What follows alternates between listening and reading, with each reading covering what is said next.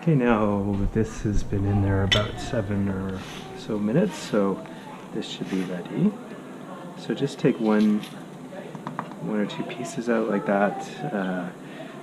If you have a bowl, you can sample them, make sure that's ready. Then you need a strainer or a colander. Have that ready. Just dump this out.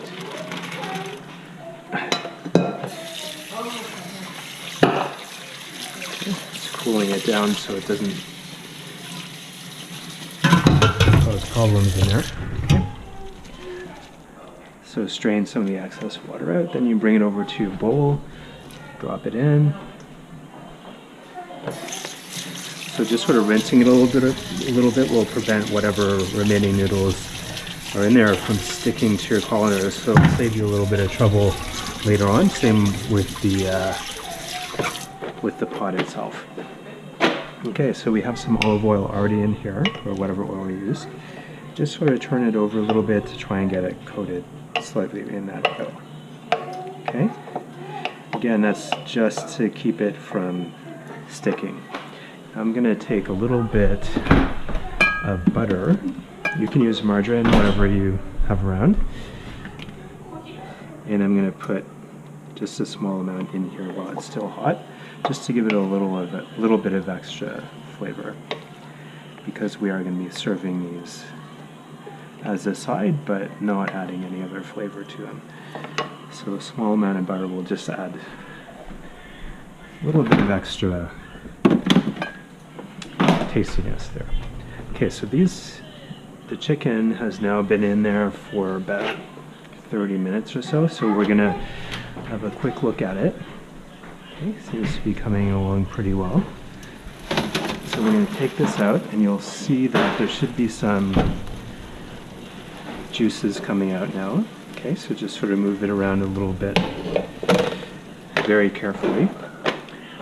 And now we're going to take our green beans, which have been sitting here. We're going to sprinkle them just in between, not overloading, but kind of on all sides of the chicken. Making sure that you don't touch that hot metal. Okay.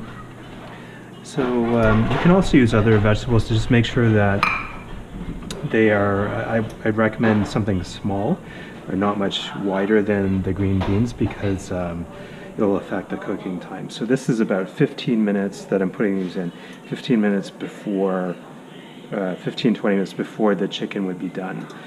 So that should be enough time for those beans to cook. You don't want to put them in at the very beginning, because if you do, they'll overcook before the chicken.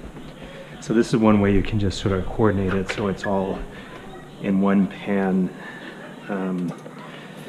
rather than cooking the beans separately. Okay. Oh, also we're going to add just a little bit of salt to the beans.